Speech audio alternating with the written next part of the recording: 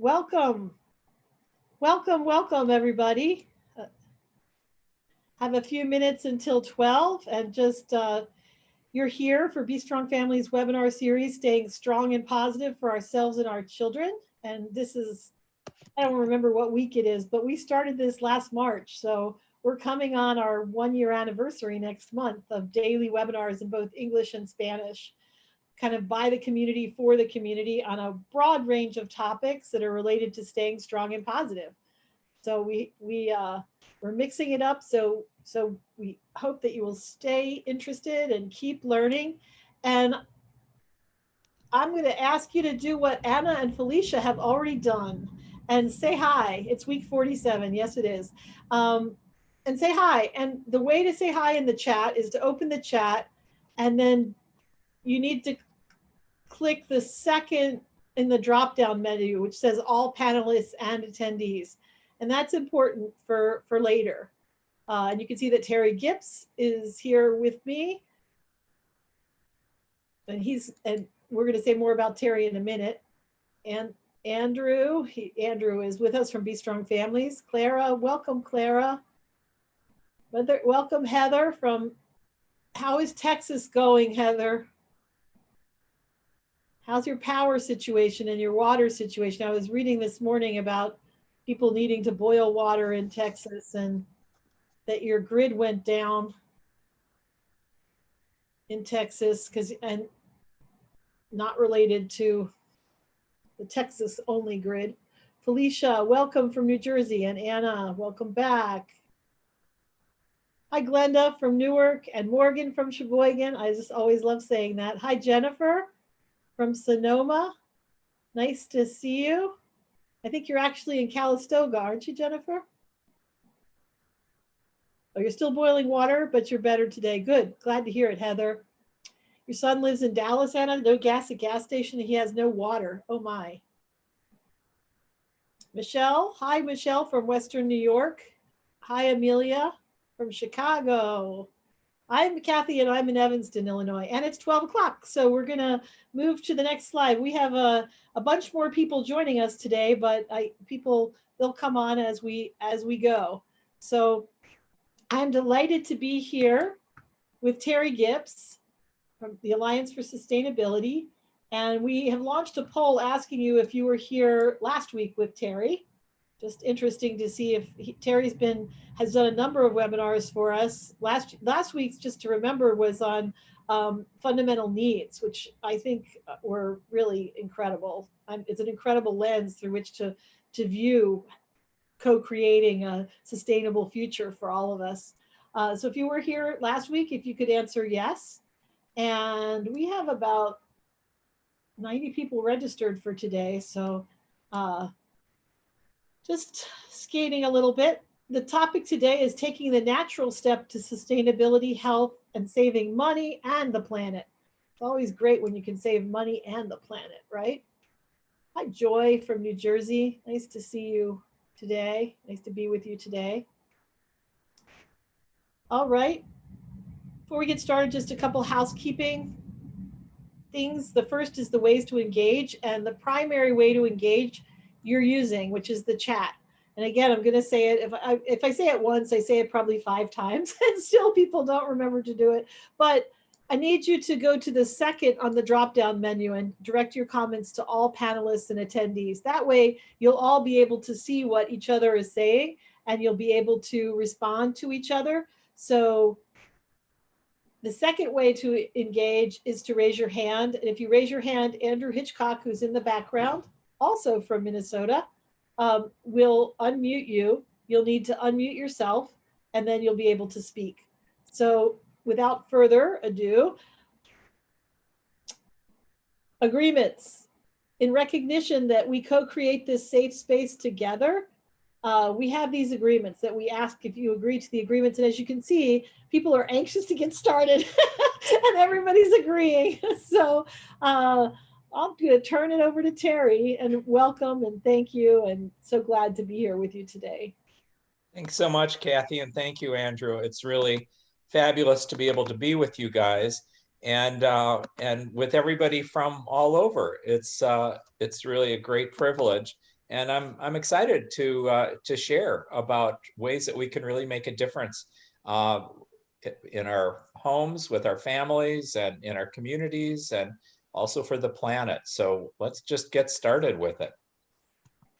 So I'll just say that I've had a diverse background for the last 40 years working in the public, private, and nonprofit sectors, everything from Wall Street and Cargill and Aveda to working in the White House and for 2 congressmen, and for the Cooperative Extension Service and University of Minnesota at Minneapolis College of Art and Design. And I've done research on organic and sustainable agriculture around the world in 45 countries. And I've written, it cuts off on this, but Breaking the Pesticide Habit, and also the Humane Consumer and Producer Guide.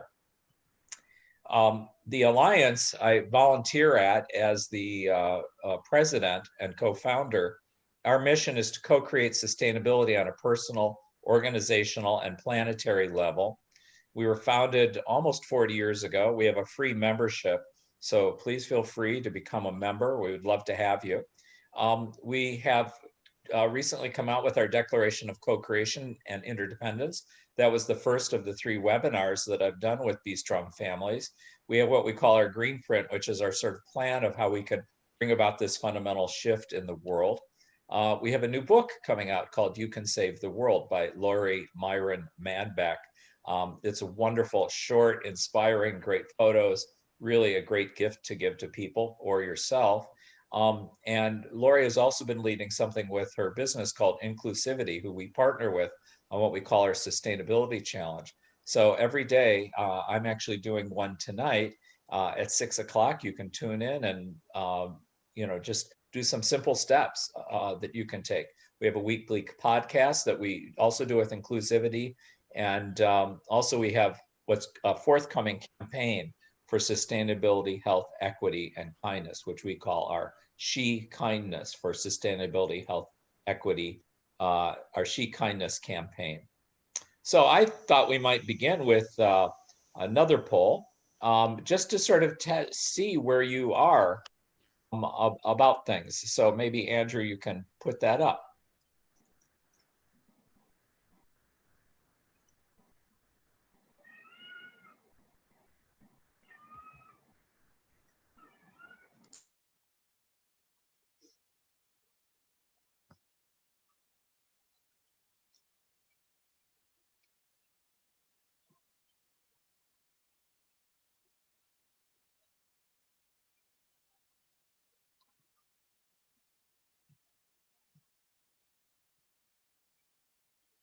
Are we getting some results?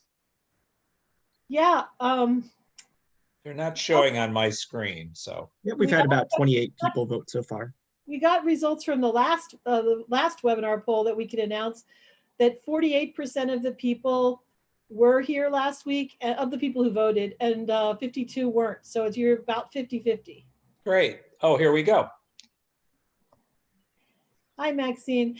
And I guess for sharing the poll results, it looks like the lion's share of people, 71%, are optimistic that we can turn things around and address the challenges we face. That's what I would have said too. Wow, I'm happy to hear that. That's great. 50% of the people feel confused or not sure. And a couple people said I'm pessimistic about the future for humans and the planet. Great. But well, nobody said that things were going well. Yeah, this is impressive that people are so positive. Well, I will give you more reasons to feel that way. We've got a closing poll, so hopefully you'll still be positive and optimistic, and including the 2 of you who were less so. So thanks, that's great. Let's see, why am I? Okay, so I thought I might begin with a little quote. This is from great philosopher named Woody Allen, who said that more than any time in history, humankind faces a crossroads. One path leads to despair and utter hopelessness, the other to total extinction. Let us pray that we have the wisdom to choose correctly. Well, thank you, Woody. Fortunately, there is a third path, and that's the path we're going to talk about today, the path of sustainability. So why are we here? These are just some of the reasons why: for our children, for all the animals that we love in the world, and for our ecosystems. This, to me, is really one of the most important questions anybody has ever asked. By Buckminster Fuller. He said, how do we make the world work for 100% of humanity in the shortest possible time through spontaneous cooperation without ecological damage or disadvantage to anyone? So I think this is just a great, great question to sort of live into. And that's what we're going to be exploring today. And I think I can share a positive answer to that question. So first thing is we'll talk about what is sustainability. I'll share some good news about our planet that almost never gets talked about by environmentalists. We'll talk about this thing called the natural step framework, who's using it, actions you can take based on these 4 principles that are part of it. Very simple steps, and then open up to questions and discussion. But really we can take, there'll be throughout opportunities for questions and discussion throughout.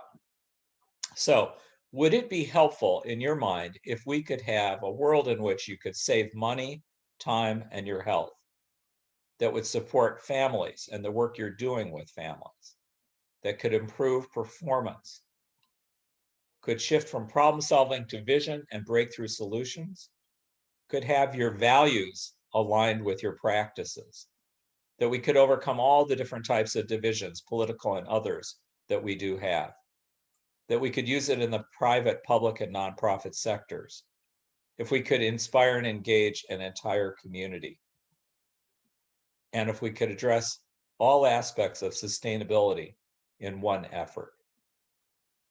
And I believe that what we're going to talk about today does all of these things.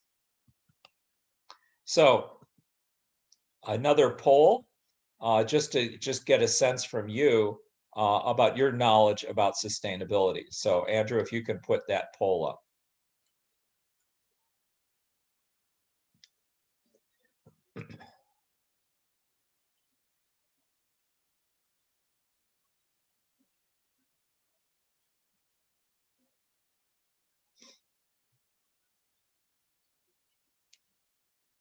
And I'm not seeing the results as they come in, so maybe whenever you've got them, Andrew or Katthe, you can tell me.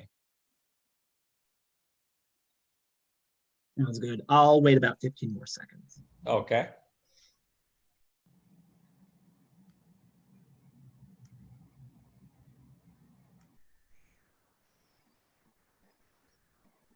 So 44% of the people said they've heard a little about it. 26% said this is my first time hearing about it. And 30% said I try to live sustainably. No one said I know a lot about it, but I think that's because if you know a lot about it, you try to live sustainably. Exactly. Well, that's great. That's very helpful just to hear. So thanks, everyone.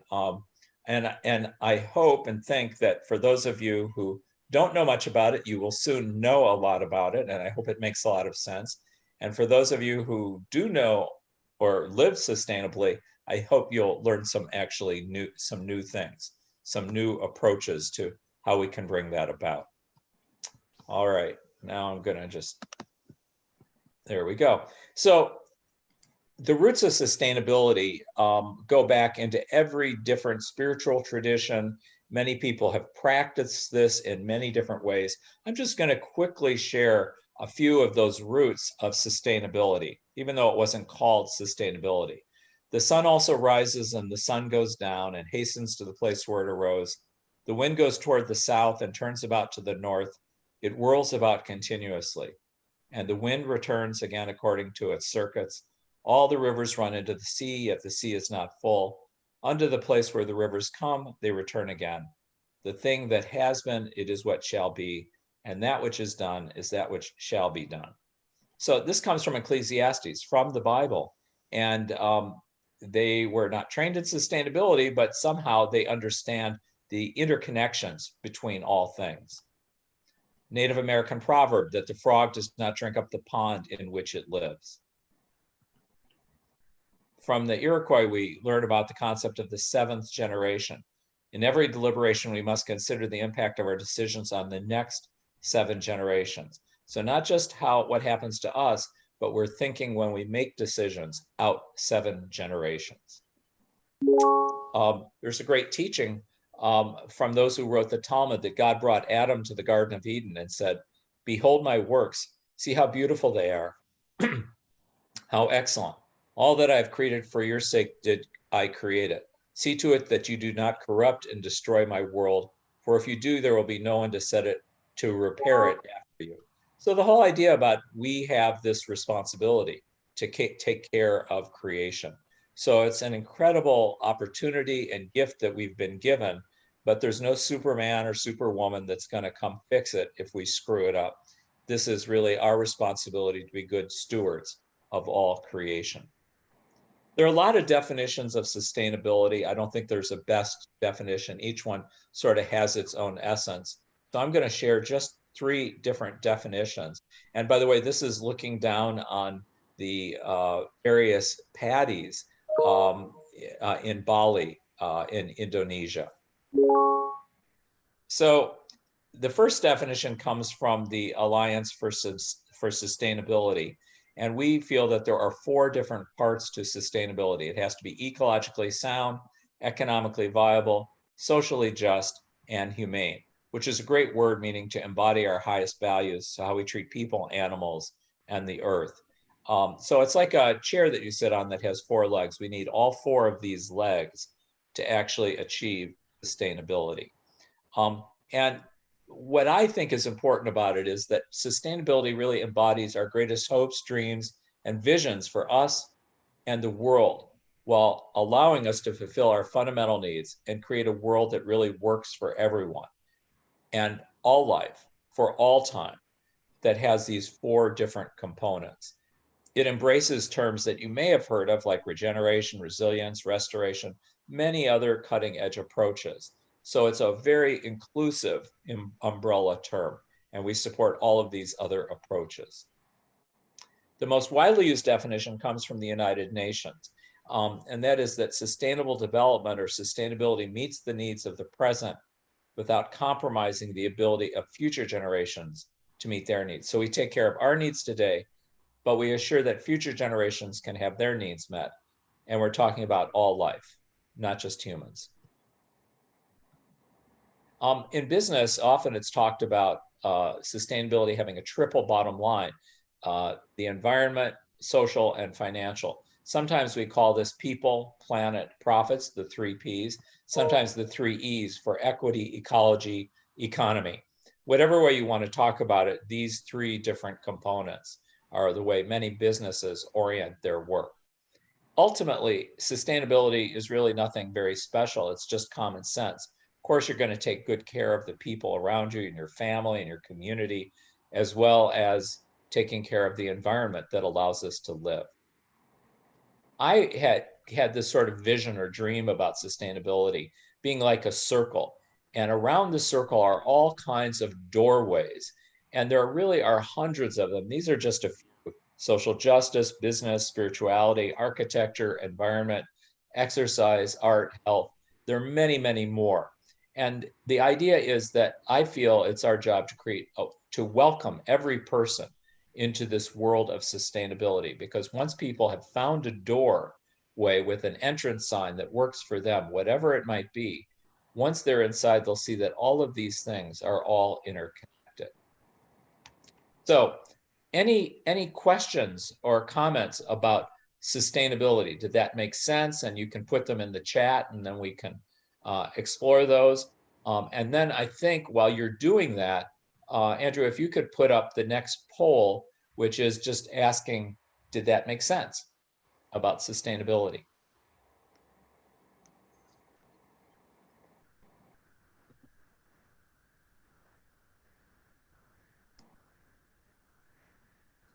Yeah, I mean, Terry, I think for me, one of the key things about sustainability, we've talked about this before, is I'm always interested in bridging to family support or to child abuse prevention. And I think sustainability, obviously has roots in business and the triple bottom line, and has roots in environmentalism, and has roots in development work.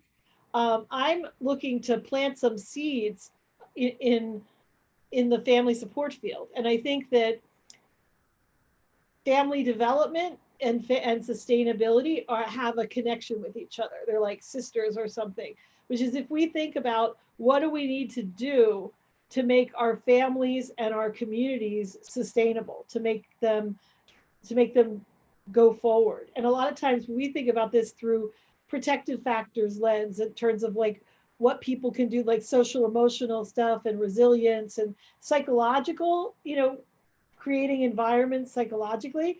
I think it's also really interesting to think about the macro questions related to sustainability and like racism and social justice being things that undermine the sustainability of families and communities, or social injustice. So I think sustainability is a nice, I think for us in the family serving field, if we can link to this discourse, link to this conversation, link to these ideas, we might find a broader audience for the kinds of things that we know a lot about. Does that make sense? Yes, it makes a lot of sense, and I think it's beautifully said. So thanks. Is Should it we do the? resonating with you guys? Other people. I know that usually we have between 70 and 80% of the people on the webinars are providing direct services to families. So I want to like see some yeses if it makes sense in terms of like I know sometimes when we're in this field we take off our professional hat in order to like take in things about our own family, or we take off our professional hat in order to, we could do that when we're engaging in environmental things. But I want to know, like, are you seeing the connection between the work you do every day with families and what Terry just told us about sustainability? I know I usually don't ask yes or no questions, but that's, Anna says yes. How about the rest of you?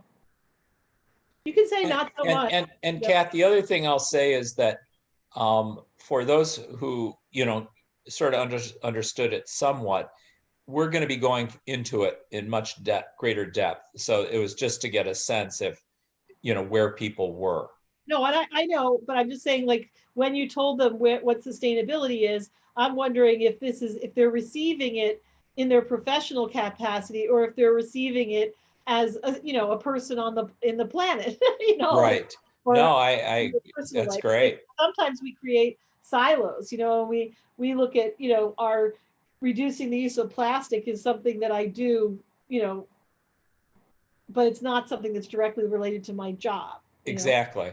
So I'm wondering if they're connecting it to their job. And people are saying somewhat and yes. And maybe I'm just going to encourage you to listen with that idea of the question of how do we contribute to the sustainability, the sufficiency, the interdependence, the growth and development of families and communities in order to keep them sustainable, Yeah.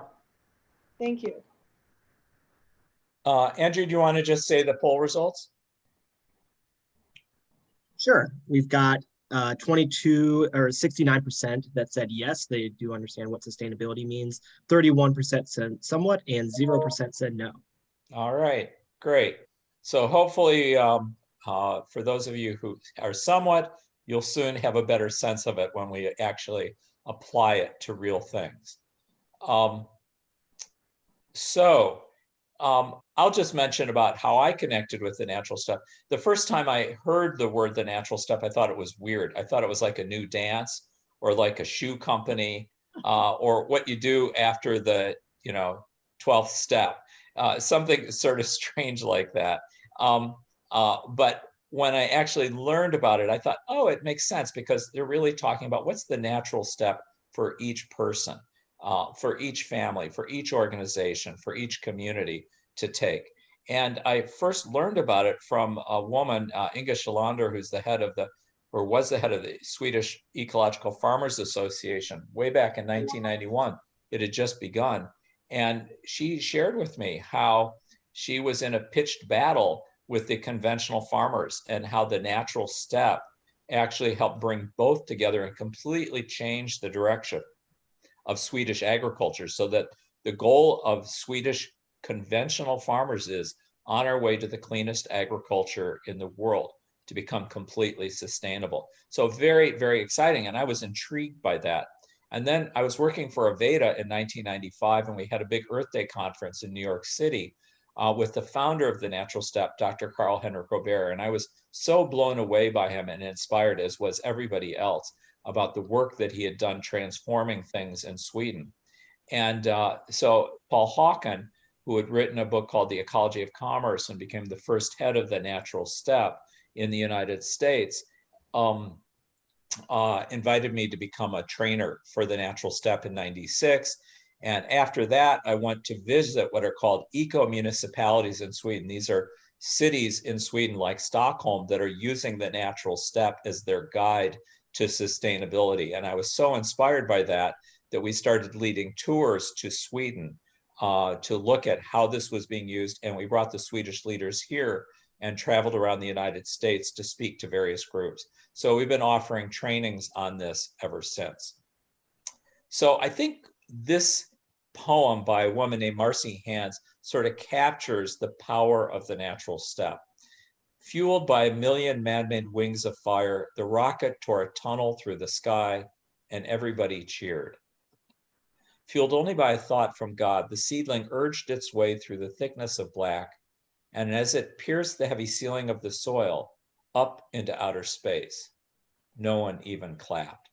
So the whole idea of how we look at technology and these big rockets and everything and appreciate that miracle that they are, but we don't appreciate the miracle that happens every day of the seedling urging itself up through the thickness of black, up into outer space. And it's that miracle that takes place that allows us to have the food that we eat, the clothes we wear, pretty much everything that we have comes from that process. So I would like us to just take a quick look at that. And the place to begin is with our home, Mother Earth, Spaceship Earth, as Buckminster Fuller called it. Every astronaut that's ever gone up into outer space has said that it was a transformational experience to look back on our planet and to see it as one whole connected ecosystem with no political boundaries whatsoever. Astronaut Edgar Mitchell said, "My view of our planet was a glimpse of divinity." German astronaut Sigmund Hahn said, "Before I flew, I was already aware of how small and vulnerable our planet is, but only when I saw it from space, in all its ineffable beauty and fragility, did I realize that humankind's most urgent task is to cherish and preserve it for future generations." So today, what I'd like to do with you is to share a new perspective on Spaceship Earth, a new way of looking at it. And I'm just wondering if anybody, in looking at this picture, sees something unusual about it.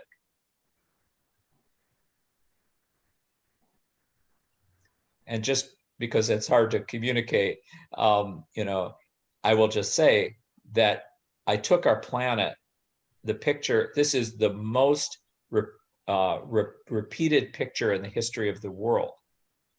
And I took this picture upside down. Yes, exactly. And I just flipped it 180 degrees. So we can look at our home from a different perspective and maybe get some new insights.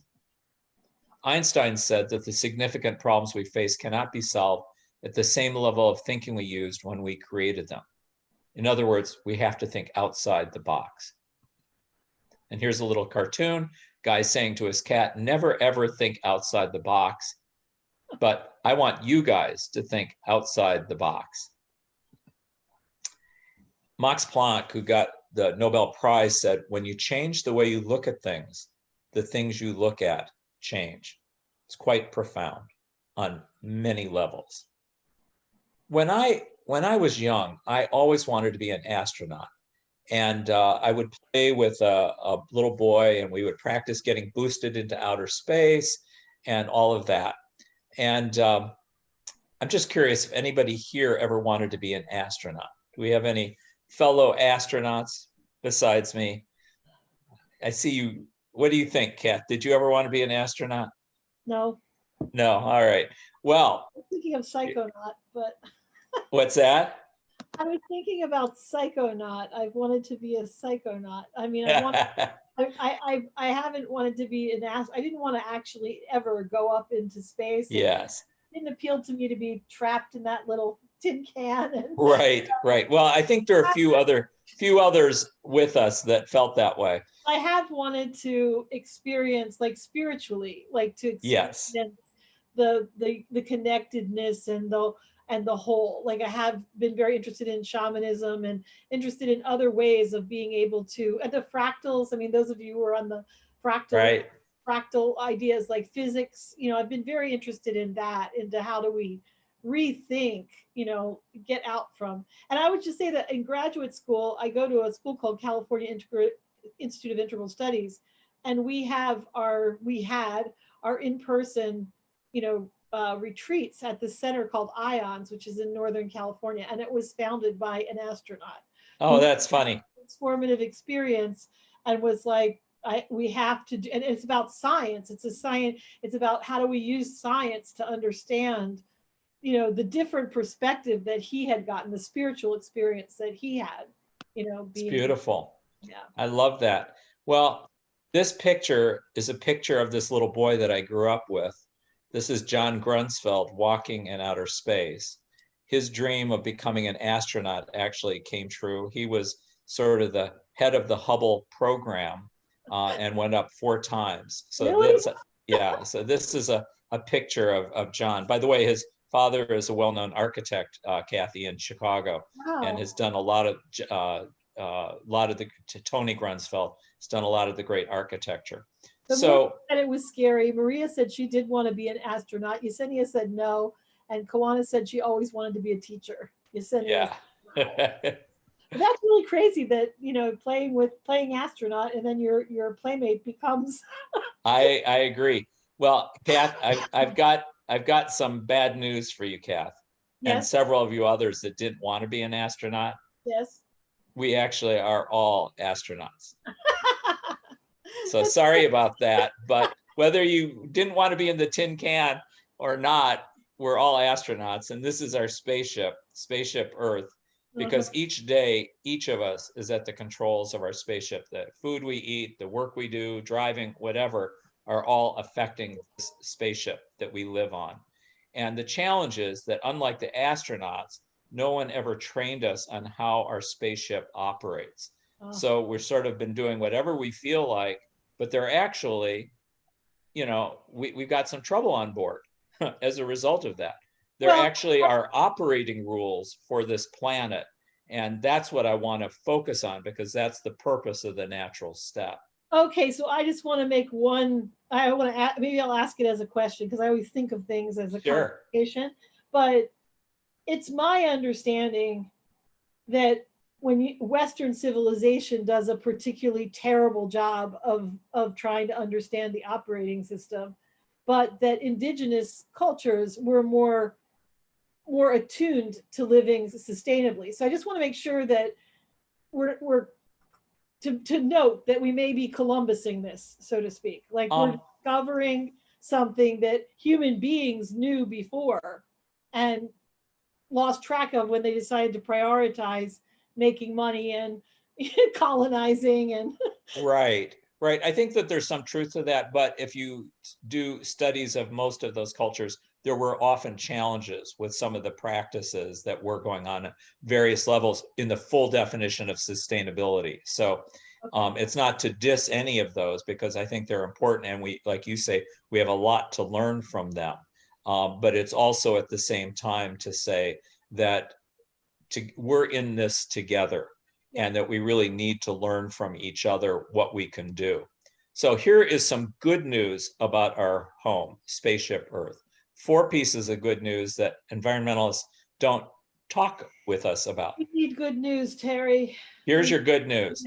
First, our planet has an extraordinary design. I know this sounds weird, but our planet is actually designed to get cleaner, purer, more abundant, and more diverse all on its own. That's because of something called the natural cycle on the planet. And in a full workshop, I would explain how that operates through the process of photosynthesis and some of the other natural cycles. Yes. Have you ever heard of biomimicry? Yes.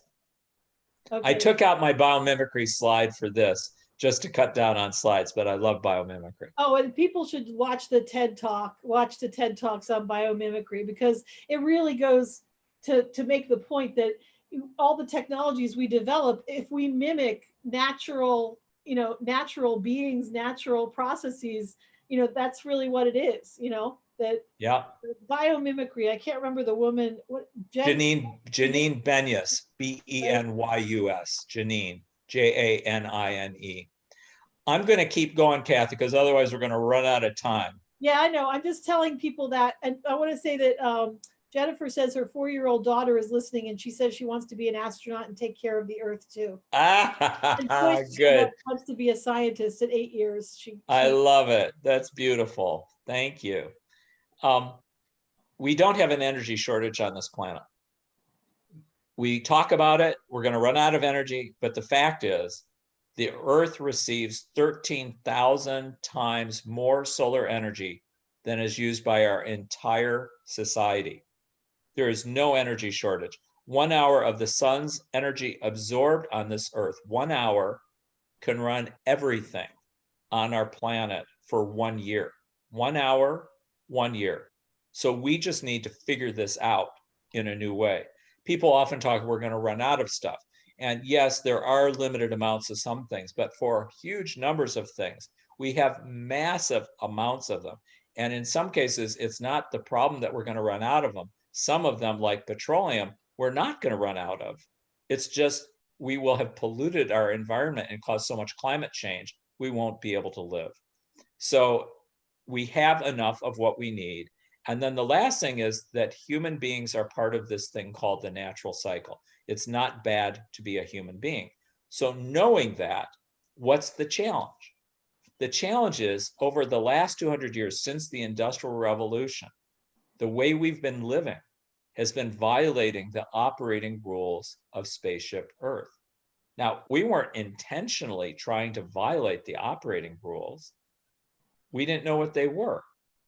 But the truth is, if we stay on our present path, we will create conditions that will no longer allow us to continue living here.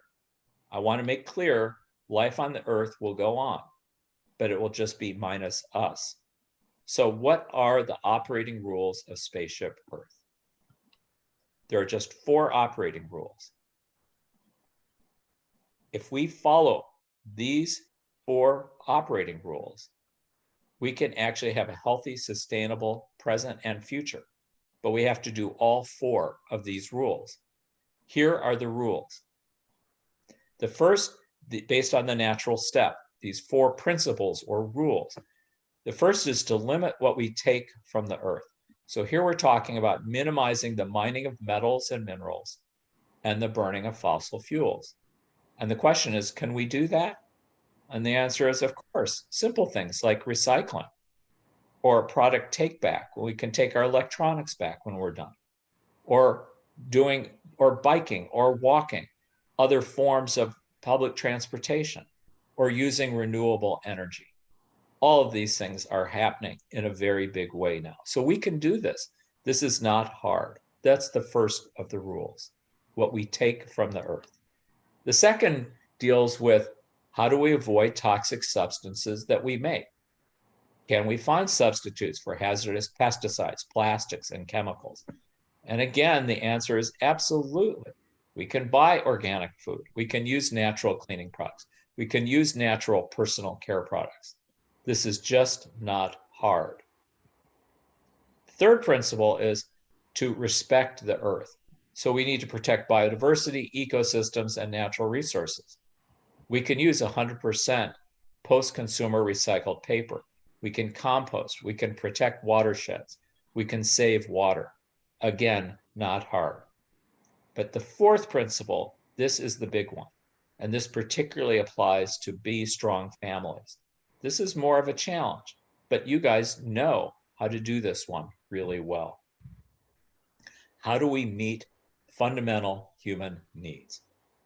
So we need to remove barriers to people being able to meet their fundamental needs.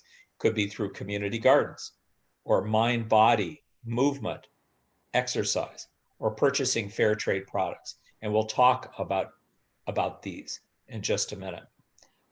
So I'm sorry, Kath, what?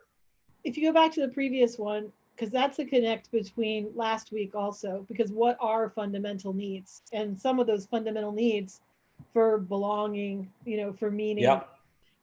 Are things that Be Strong Families and others here are working on every day, which exactly. And we'll talk about those towards the end. Okay. So if we follow these 4 principles, we can have a healthy, sustainable present and future. This is great news. We're not giving up anything. This is not bad news. We can have a 4 to 100-fold increase in productivity, better than the Industrial Revolution. We can save huge amounts of money. We can create jobs. We can have livable communities. We can, in many cases, even reduce taxes. This is not bad. This is the greatest opportunity humans have ever had on this planet. It's the best thing that could happen to business, government, or people, or families. So we can fundamentally transform life on this planet. We don't need to wait generations and generations to do this. We can do this now. We can start turning things around in just 5 to 10 years to meet people's fundamental needs and bring about true wealth, health, and sustainability for us, while assuring a healthy, sustainable future for all of our children. As Margaret Mead said, never doubt that a small group of committed citizens can change the world. Indeed, it's the only thing that ever has. And I love this from Arundhati Roy, who said, another world is not only possible, she is on her way. On a quiet day, I can hear her breathing. So the purpose of the natural step is to develop and share a common framework comprised of easily understood, scientifically based principles that can serve as a compass to guide our society toward a just and sustainable future. It was founded by this man, Dr. Karl-Heinrich Robert, a very well-known oncologist who led the no smoking campaign in Sweden, and then led this natural step. And an amazing, amazing guy. He wrote this book, The Natural Step Story, Seeding a Quiet Revolution. Excellent book. So here are just some of the companies that have been using the natural, or not just companies, but organizations. IKEA, the world's largest furniture manufacturer. Electrolux, Interface, the world's largest commercial floor covering manufacturer. McDonald's, Starbucks, Roman Haas, CH2M Hill Engineers, Nike, Mitsubishi Electric, Bank of America, a bunch of money managers. US Army, Navy, and Air Force have all used the natural step. The state of Oregon, Whistler was the first community in North America. Santa Monica was the first in the US. Portsmouth, New Hampshire, Duluth, Madison, 24 other eco-municipalities. The American Planning Association, University of Texas at Houston, Ridgeview Medical Center, and Basilica of St. Mary. Many, many institutions have been using this. So wanted to open up to any questions or comments, if that makes sense, about the natural step. And then, so you can put your comments in, and then maybe we can go to the next poll, Andrew. So my question is, Terry, if it's so good for everybody and easy to do, or not, or possible to do, and if we just get behind it and all that good stuff, then why isn't it already happening? Who loses, or what are the barriers? Well, I guess I'll give 2 different answers. The who loses, because you asked the who loses. The who loses are petrochemical companies, the companies that are making fossil fuels and pesticides and those kinds of things. But they have expertise, and that expertise can be used. And in many cases, these companies are already making the transition. You've seen General Motors and Ford and these companies making a commitment to electric vehicles. We don't need to have gas guzzlers. We can have even better quality, less expensive electric vehicles. So there's some push. That General Motors, one of the big motor company, one of them said that they were not going to have any fossil fuel burning cars in Europe as of 2030, which is Exactly. So we're seeing that with all of them. And even with the oil companies, they're investing in solar. So they see that their time is coming to an end. And so they can help lead this transformation to, a renewable economy. And so that's one of the places. And the other is just, a lot of people just aren't aware of it. And that's why we're trying to make people aware. There's more and more discussion amongst all kinds of companies, though, about sustainability overall. So I think that is changing. So 64% of the people said they understand, yes. 32% said somewhat, and 1 said no. And I would say why the no, like, I don't understand. Is the natural step the 4 rules, or is the natural step, like? It's So, both it's an organization, uh-huh. but we speak about the natural step framework, and that's these 4 rules. There's some other components that, just because of time, I'm not going to go into. There's a whole process that we use called an ABCD process for achieving sustainability. And there's underlying scientific principles that are all part of the natural step. So I'm just trying to focus on the practical components. Yeah, the practical are, take less from the planet, right? Yes. And we're going to go into those right now. Okay. I thought we were. So we're going to do practical application of these pretty quickly, just because I want to be able to get through them all, especially the 4th of them. So how do these apply to your life? So the first one is, limiting what we take from the earth. So use renewable energy and non-toxic reusable materials to avoid the spread of hazardous levels of pollutants and mine metals and minerals. So we'll take a look at some examples, simple things. And I'm just going to run through these really quickly because you'll have the slides if people want to spend more time. Only about half of our aluminum cans are recycled. And what people don't realize, we throw away enough aluminum cans in 3 months to rebuild the entire US commercial air fleet. Waste. Making new aluminum cans from used one takes 95% less energy. And so we can save huge amounts of energy and materials just by recycling. It's not hard.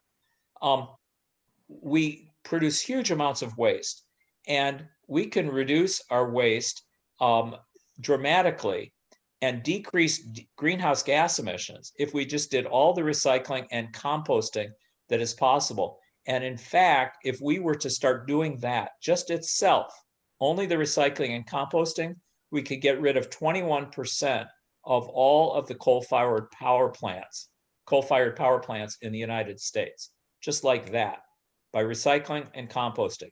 They take up so much energy, that waste. So we can change things and do it differently.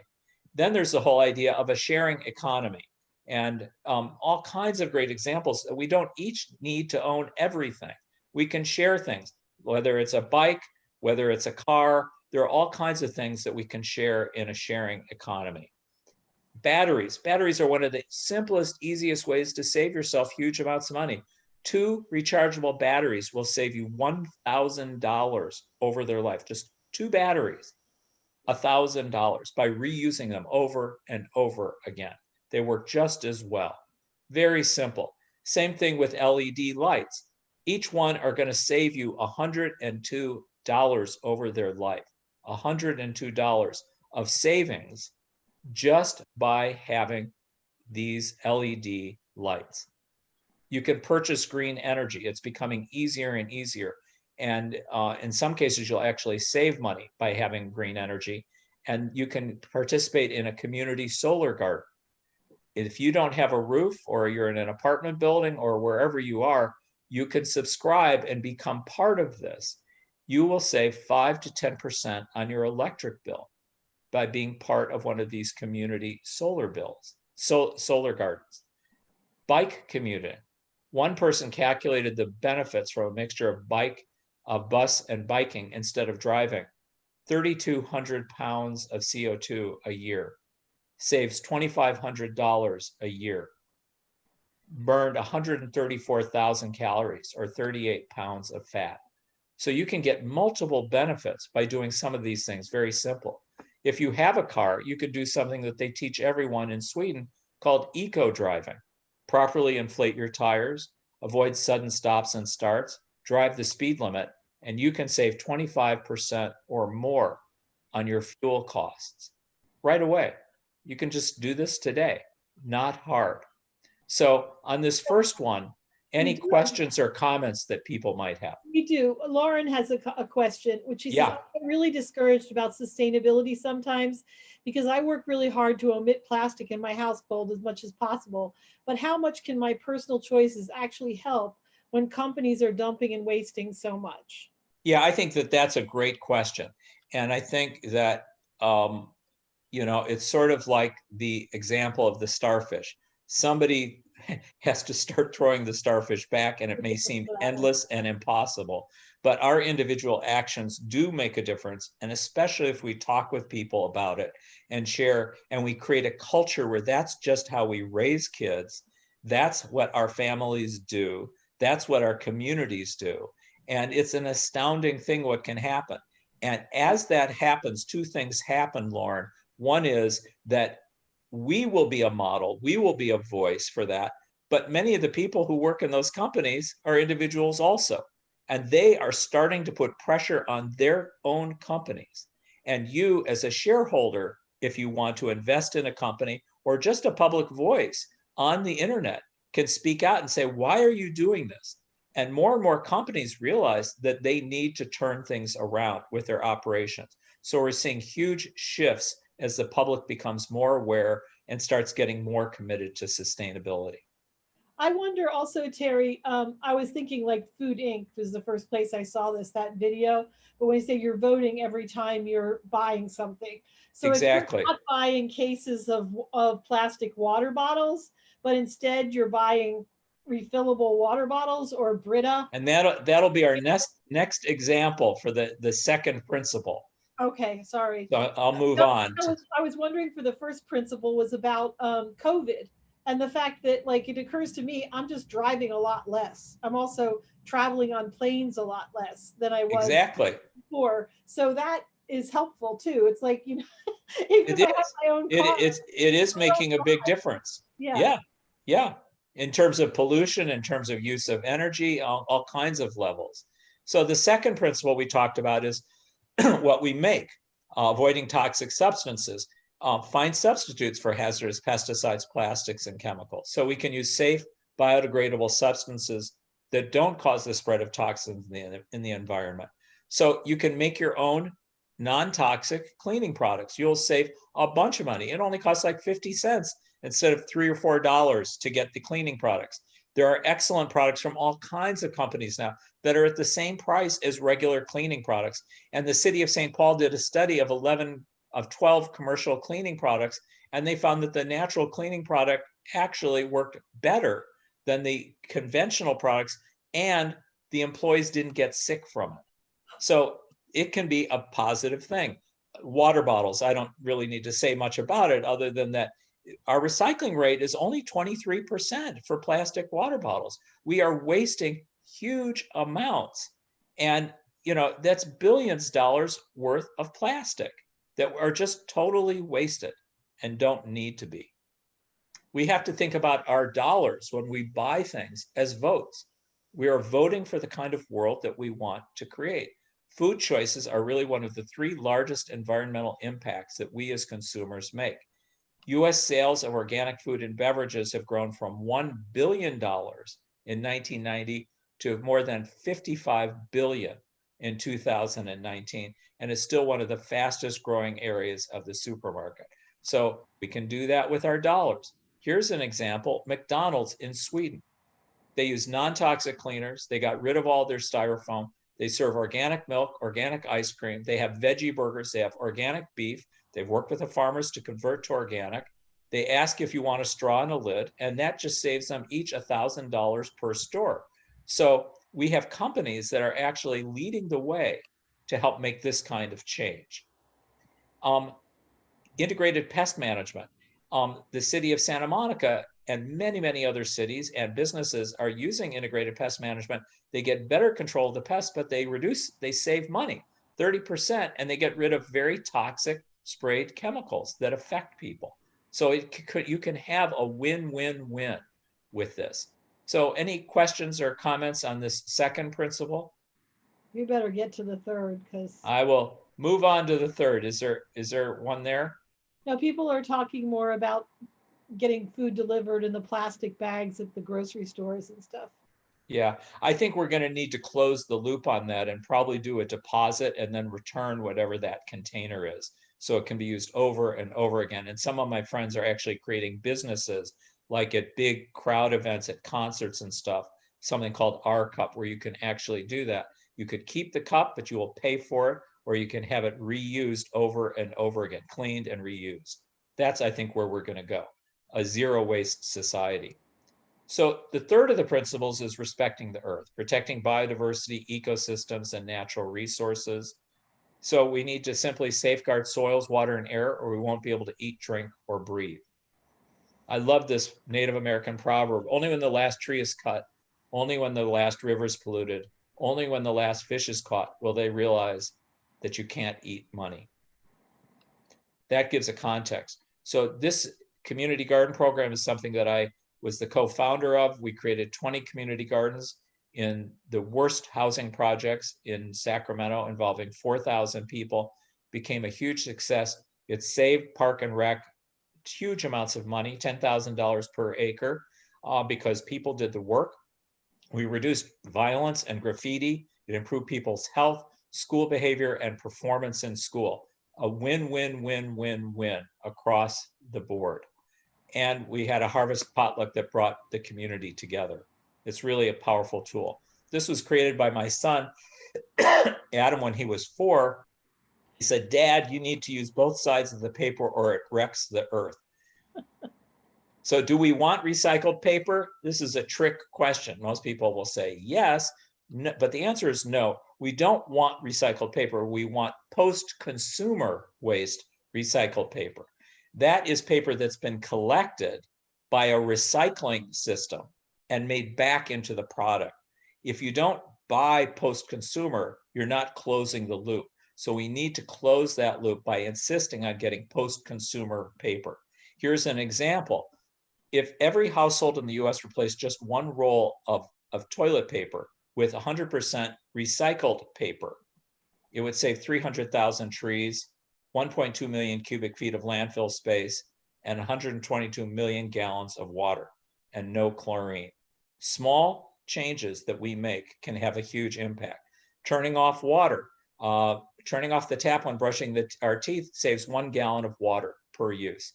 Using a faucet and shower aerator cuts the water use in half, and it saves you money. Using a front load washer uses 50% less water and 30% less energy than a top loader. All of this saves money. And what people don't understand is all water is energy, because all water had to be pumped. And in every city, pumping water is the largest energy use of every city. So every time you use water, we're also using energy.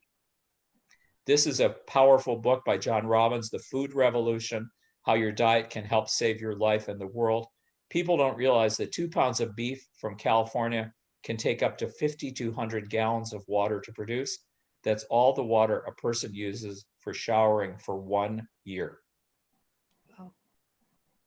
The standard American diet will actually take away 20 years of people's life, and it will cost us each, as taxpayers, $3 million per person in medical costs, according to this Stanford pediatrician. So you can have big savings from plant-based food. A vegan diet can save over $1,200 a year. The direct healthcare costs attributed to meat consumption is estimated at $61 billion. It's much more now. Hypertension, heart disease, cancer, diabetes, and low meat diets. This isn't vegan diet, but a low meat diet can cut climate change costs by half by 2050, saving $20 trillion. Simple things, just eating less meat. So I think we're just about out of time. Should I go into the fourth principle? Fourth one, and we'll just, because it'll be available online afterwards. Yes, the rest of it will be available. So the idea is, how do we meet people's fundamental needs? Well, we can use less stuff and save money while allowing every person to meet their fundamental needs. So just appreciating nature, cherry blossoms in Washington. This cartoon, I want to sue the Sierra Club for pain and suffering, for making me aware of the pain and suffering caused by my lifestyle choices. And from the Tao Te Ching, If you realize that you have enough, you are truly rich. So how do we address nature deficit disorder? By connecting to the earth. Very simple. Mindfulness, really important way to connect. Creating green collar jobs. There's so many good examples of this. My favorite one is women's action to gain economic security in the Bay Area, where low-income immigrant Latinas launched a green house cleaning co-op, where they got paid well, they weren't exposed to toxics, and had really good incomes.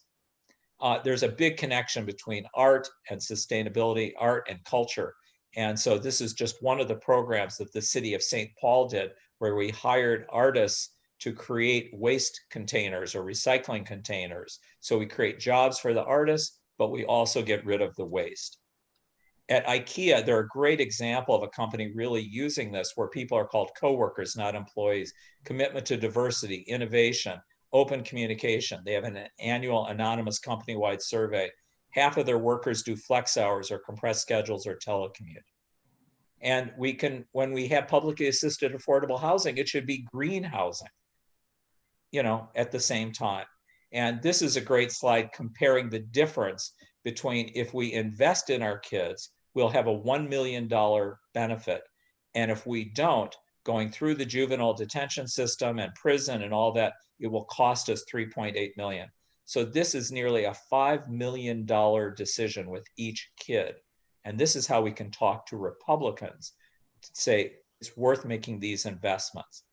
So I'll just, I think we have another minute, but I'm just going to skip this one thing about how we can meet people's fundamental needs. You can see the slide after. It's a very optimistic and hopeful one. How do we cure our consumption addiction, affluenza, and not consume the planet to death?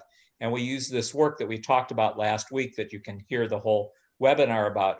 Manfred Max-Neef, a Chilean economist who got the Alternative Nobel Prize, about how we can meet people's fundamental needs with unlimited amounts of learning, laughter, love, meaningful work, and community, while eliminating what we don't want: stress, expense, pollution, and violence. And this is a picture of him. And his basic ideas are, we know what these fundamental needs are. There are 10 of them: subsistence, protection, security, affection, understanding, participation, leisure, creativity, identity, meaning, freedom, and transcendence. We went through these last time, and so you can see them in the PowerPoint, but we know what these needs are. They're the same in all countries and in all historic times. They're not interchangeable, and we can actually have more satisfaction and use less stuff. So we can address this consumption addiction. This is an example in Gothenburg, Sweden, second largest city, with a large apartment complex that did all kinds of great things. They put in an attached greenhouse that helped meet a whole number of basic fundamental needs for subsistence and for connection, for creativity, participation, leisure. So we can do this. And the great thing about this is that everybody has these needs. Nobody is against this, regardless of their party. Companies are using this. We can meet everyone's needs, and it's the best antidote to this disease of affluenza. And then we saw this both now and also in the aftermath of 9/11, where we realized that we do care far more. We're not just consumers, we are citizens. We care deeply. And I think this is a great quote: we no longer can have everything we want, but we can be more than we ever imagined. And that's the truth. By using this approach, we can really change things. I'd be happy, Katthe and I were talking about a possible presentation that we could do in the future about this, or your organization would be happy to come do something. And then a final quote: when you're inspired by some great purpose, some extraordinary project, all your thoughts break their bonds, your mind transcends limitations, your consciousness expands in every direction, and you find yourself in a new, great, and wonderful world. And that's really what I hope that we can all do together. Awesome. Thank you so much, Terry. Thank you, Katthe. Really appreciate it. Thank you, everybody, for being on. If you can fill out the poll before you leave, that would be helpful. And I'm just going to, again, profuse thanks to Terry, and see you all tomorrow or the next day. Tomorrow, we're going to be Alexandra and I are going to be talking about Black history, celebrating Black History Month, celebrating family and community sustainability. And then next week, we have a whole lineup here for you, from the sadness of grief to holistic protection, starting in a new organization during the pandemic with Guy Shingothi and a bunch of new hires at Be Strong Families to talk about that. Tunja will be here, keeping creativity alive in your home. And then we have our final Black History Month presentation with Alexandra and I on framing the narrative of Black history. So encourage you to amplify the things from this webinar that you're taking away. And if you have something that, next slide, Andrew, because we have to get this going. Wear your mask. And if you or colleagues would like us to host a webinar with us, just write me. And thank you very much. Thank you, Terry. Thank you, everybody, for being here. And I'll look forward to next time. Yeah.